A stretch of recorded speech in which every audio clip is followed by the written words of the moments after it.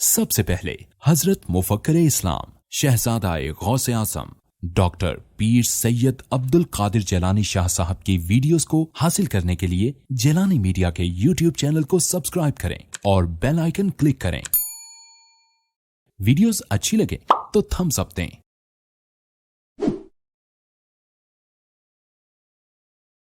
حاضرین کرام، ڈاکٹر صاحب کا بیان اس لیے سب سے پہلے رکھا تھا کہ زیادہ سے زیادہ وقت وہ اپنے بیان کے لیے استعمال کریں۔ ان کے بیان کا خلاصہ یہ ہے توحید باری تعالیٰ، عظمت رسول، عظمت اہل بیت اور اس کے عناوین کس طرح ہیں۔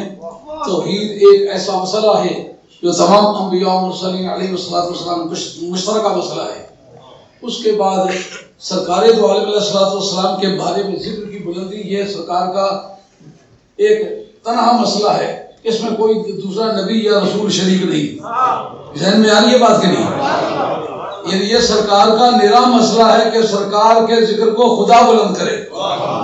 اس پر اہل علم کی یہ تحقیق ہے، ذکر خدا مٹ سکتا ہے، ذکر مصطفیٰ نہیں مٹ سکتا۔ یہ سن کے آدمی ایک مرتبہ بدل جاتا ہے کہ ذکر خدا کس طرح مٹ سکتا ہے جبکہ ذکر مصطفیٰ نہ مٹے۔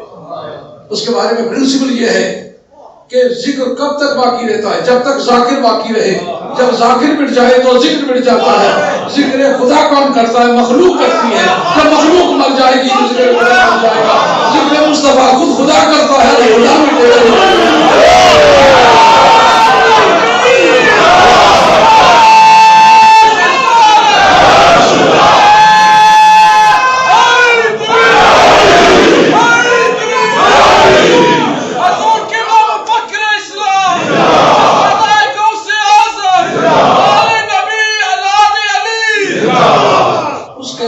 سرکار دو عالم علیہ السلام کے حد سے تجاوز کرنا، جس کی حد معلوم ہی نہیں ہو سکی تجاوز کیا کرے گا؟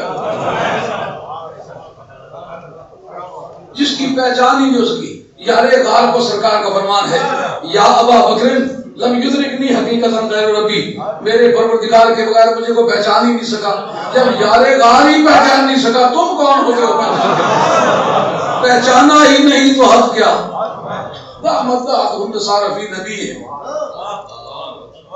فنصب واشیت من شرف من کرمی۔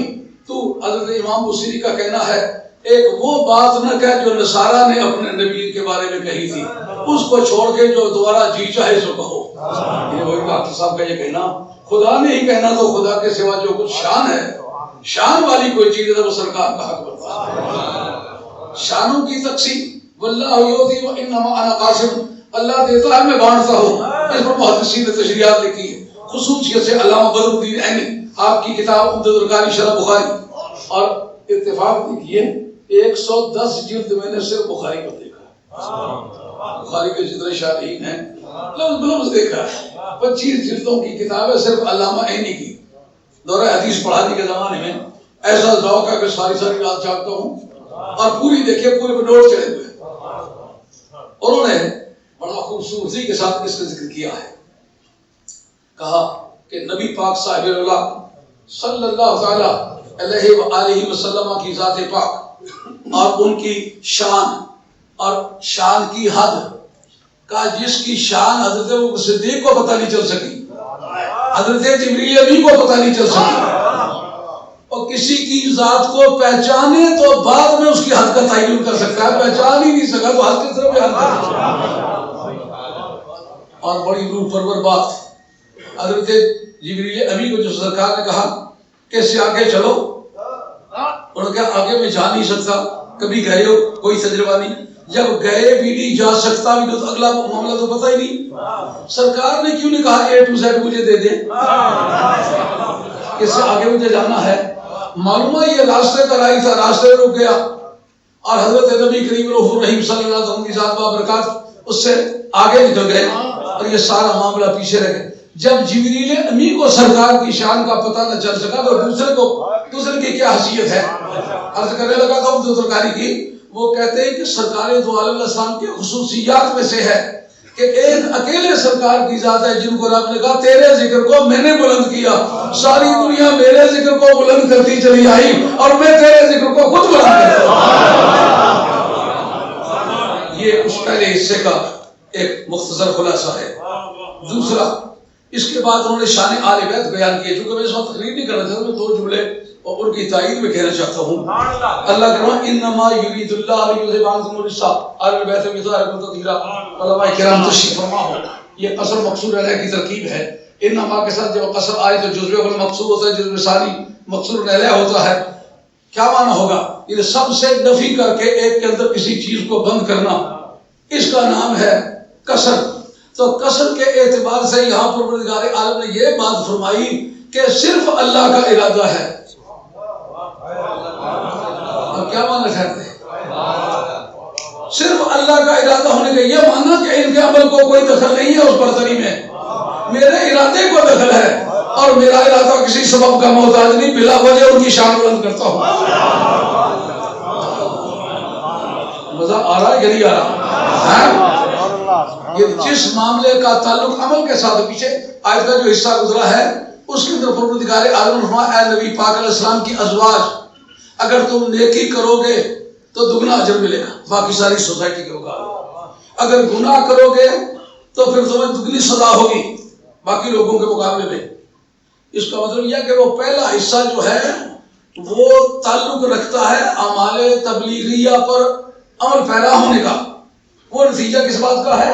یعنی جو کچھ احکام میں نے تم تک پہنچائے ہیں ان پر عمل پیرا ہونے کے نتیجے میں تمہیں یہ سارے انعامات ملے گے، اجر دگنا ملے گا وغیرہ وغیرہ۔ لیکن جب ان کی باری آئی، ان کا ذکر بھی انہوں نے کیا ہے کہ یہ 5 افراد سرکار کی ذات سمیت، اس میں کیا کہا کہ ان کا تعلق تو ان کے اعمال کے ساتھ ہے، اور اس کا حساب قیامت کو ہوگا، تو قیامت کی تاریخ یہ فیصلہ ہوگا کہ اس کو کیا ملا ہے۔ مگر یہ جو 5 شخصیت ہیں ان کا تعلق عمل کے ساتھ نہیں ہے، ان کا تعلق میرے ارادے کے ساتھ ہے۔ نہ ارادہ باری تعالیٰ کو زوال ہے اور نہ شان آل بیت کو کوئی زوال، سوائے اس کے کہ اپنا ایمان ظاہر کرے کرتا پھرے۔ لیکن جہاں تک عظمت آل بیت کا سوال ہے وہ ارادہ باری تعالیٰ کا محتاج ہے۔ تو جو سرکار کا فرمانا ہے انما واللہ یؤتی و انما انا قاسم علامہ بدرالدین عینی کے حوالہ جات تک کرنے لگا تھا، اس کے اندر ایک بحث چھیڑی ہے انہوں نے کہا کہ یہ بات جو کہی ہے اللہ دیتا میں بانٹتا ہوں، لیکن فعل متعدی کا ایک پرنسپل ہے ہمارے اصولیوں کے ہاں، جس وقت کسی فعل متعدی کا مفعول ذکر کیا جائے پھر تو وہ خاص مفعول مراد ہوتا ہے، لیکن اگر وہ مفعول ذکر نہ کیا جائے تو اس میں اطلاق بھی ہوتا ہے، عموم بھی ہوتا ہے۔ عموم افراد میں ہوتا ہے، اطلاق صفات میں ہوتا ہے۔ نہ کسی صفت کی پابندی رہتی ہے اور نہ کسی شخص کی پابندی رہتی ہے۔ کیا دیتا ہے؟ رب نے دی جانے والی چیز کا ذکر نہیں کیا، اس کا مطلب سبھی کچھ دیا بلا قید، بلا قید صفت سبھی کچھ دیتا ہے، اور جب سبھی کچھ دیتا ہے تو جس واجب میں دیتا ہے اس کا کیا نام ہے؟ کہ اس کی بھی کوئی قید نہیں، اس کی مرضی پر موقوف ہے۔ اگر سرکار کا اس کے بانٹنے پر معمور ہونا، کہ سرکار پروردگار کے دینے پر پابندی نہیں، میرے بانٹنے پر پابندی ہے، جس کو جو مرتبہ میں دے دوں اس کو مل جاتا ہے۔ ابھی مولانا نے ارشاد ڈاکٹر صاحب نے ارشاد فرمایا کہ ان کو کہا کہ قرآن کا سے تمسک کرو اور میری اہل بیت سے تمسک کرو، لیکن حدیث کے اندر جو الفاظ ہیں وہ امرین ہیں، اس کے اندر جو الفاظ ہیں حدیث سے شکل ہے، اس کے اندر شکلین اور عملین کا فرق آپ ملاحظہ فرمائیں۔ امرین تو مطلقاً کسی بھی بات کو کہتے ہیں، یعنی دو چیزیں چھوڑ کے جانا، یہ چیز کا معنی ہے وہ امرین کا معنی سمجھ لیں، لیکن شکلین کا معنی 2 چیزیں تو نہیں ہے۔ شکلین دراصل شکل سے ہے، اس کا حقیقی معنی بوجھ ہے۔ حقیقی اور مجازی معنی میں کوئی مناسبت نہ ہو تو کوئی حقیقی معنی مجازی معنی میں استعمال نہیں ہوتا۔ علماء کرام تشریف فرما ہے، معنی حقیقی اور معنی مجازی میں علاقہ ہونا چاہیے۔ کیا علاقہ ہے؟ کہ جس طرح بوجھ اٹھانے میں دقت ہوتی ہے، اسی طرح آل بیت کی عظمت کو قبول کرنے میں کچھ بوجھ پڑے گا، مگر اپنے نفسوں پر جبر کر کے مدینے والے کو راضی کرنا ہوگا۔ بات کیسی؟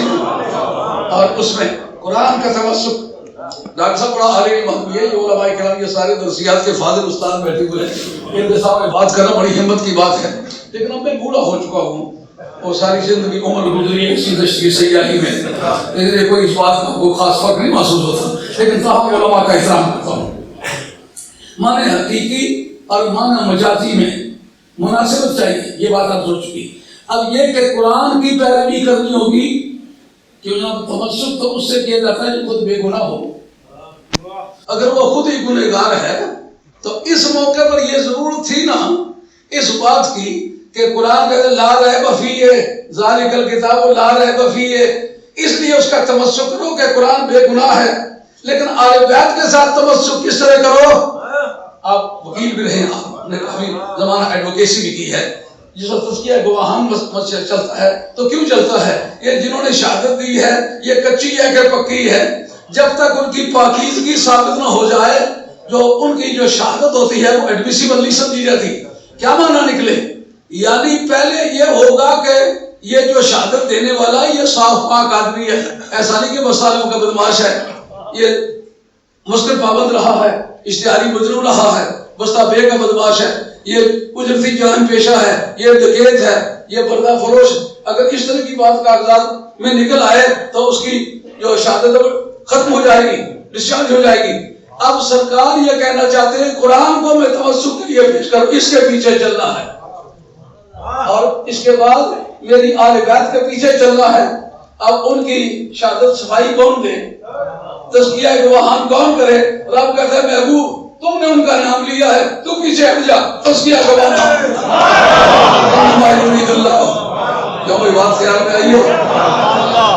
ابھی فرصت میں سن لینا، طویل ہے داستان میری، ہم نے اپنی لائن پر کافی کام کیا ہوا ہے، بات تو خیال میں آ گئی ہوگی، لیکن سوال یہ پیدا ہوتا ہے کہ آل بیت میں ایسے بٹیرچی، کتے لڑانے والے، گھوڑے دوڑانے والے، شکار کرنے والے، بلم بازیاں کرنے والے، سگریٹ پینے والے، تو یہ سارے ان کی اگر پیروی کرے گا تو کیا نکلے گا؟ سائل سوال کرتا ہے کہ یہ آپ کی بات جو ہے نا یہ دھرائتاً قابل قبول نہیں۔ حدیث کو ضعیف کہنے کے دو پرنسپل ہیں، یا روایت سلسلہ اسناد جو چلا آ رہا ہے چین آف اتھارٹی، یا اس کو آپ چیلنج کریں، اس کو کوئی مشکوک بات نکلا تو پھر حدیث ریجیکٹ ہو جائے گی، یا اس کا متن جو ہے وہ کتاب اللہ اور سنت رسول اللہ کے مسلمات کے خلاف ہے تو پھر وہ حدیث ریجیکٹ ہو جائے گی۔ تو کہتے ہیں یہ درایتاً یہ حدیث ضعیف بنتی ہے، کیوں کہ سادات میں ایسے ایسے لوگ ہیں اولاد فاطمہ میں سے ہیں جو دنیا بھر کا گھٹیا کام کرتے ہیں، تو پھر ہم ان کا تمسک کس طرح کریں؟ اس کے مقابلے میں ہم ایک سوال کریں، وہ کیا پورے قرآن سے تمسک کرتے ہو؟ سارے قرآن سے تمسک کرتے ہو؟ پورے قرآن کا سہارا لیتے ہو؟ پورے قرآن کے پیچھے چلتے ہو؟ اگر پورے قرآن کے پیچھے چلتے ہو تو متشابہات کے پیچھے کس طرح چلو گے؟ کاف آیا انسان کا کیا معنی لیتے ہو؟ پیروی کرتے ہو اس کی؟ خامی میں انسین کاف کی پیروی کرتے ہو؟ تو یہ جتنے مقطعات ہیں، جتنے متشابہات ہیں، ان کی تو پیروی نہیں کی جاتی، تو کیا یہ قرآن مجید میں موجود ہے کہ نہیں؟ تو جس طرح قرآن کے اندر متشابہات موجود ہو کر پھر قرآن متمسک میں ہی ہے، اسی طریقے سے خاندان نبوت میں کمزور آدمی ہو کر کے بھی اولاد رسول کے لوگ جو حضرت حیدر کرار سے چل کر کے حسن حسین سے چل کر کے قیامت امام مہدی تک آئیں گے، ان میں وہ لوگ موجود ہیں جن کے ساتھ تمسک کیا جائے گا، اور باقی جو ہے وہ مقطعات کے قائم مقام سمجھے جائیں گے، متشابہات سمجھے جائیں گے۔ یہ سمجھ آ گئی ہے کہ باقی صداقت متشابہات میں سے میں یہ پوچھتا ہوں کہ متشابہات اگر نماز میں پڑھے جائیں نماز ہو جائے گی کہ نہیں؟ ہو جائے گی نا۔ یعنی متشابہات ہو کر کے قرآن کے درجے سے انہیں نہیں گرا سکتے ہو، وہ بھی قرآن ہے۔ اس لیے آل بیت رسول صلی اللہ علیہ وسلم کے لوگ جو کمزور ہیں، جن کے اعمال میں کوئی خرابی بھی ہے، ان کو بھی سید مان کے اگر آپ تعظیم کریں گے تو فائدہ آپ کو پورا پہنچ جائے گا۔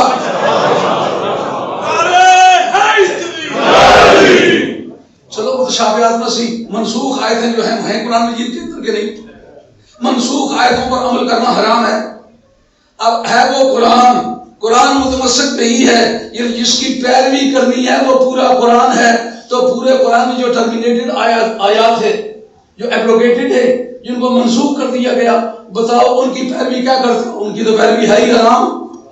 اب پتہ چلا بعض سید جو ہیں وہ منسوخ آیتوں کی طرح ہے، مگر یہ میں پوچھوں گا کہ اگر ان منسوخ آیتوں میں سے کسی کی بے ادبی کی جائے تو کافر ہوگا کہ نہیں ہوگا؟ ان کا منکر ہوگا تو کافر ہوگا کہ نہیں ہوگا؟ اسی طرح اولاد فاطمہ سے کسی گنہگار کی بھی بے ادبی کرے تو ٹھکانا کچھ نہیں ہوگا۔ تو ڈاکٹر صاحب نے ان باتوں کی توضیحات فرمائی ہے۔ اللہ کریم ڈاکٹر صاحب کو جزائے خیر عطا فرمائے. میں اس علی کا بیٹا ہوں جو آل ہاشم میں سے ہے. گننے کو تو 10 انگلیاں بتا سکتا ہے، لیکن وہ انگلی کہاں سے لائے گا جو آسمان کی طرف اٹھے اور چاند کے 2 ٹکڑے کر کے چھوڑ دے؟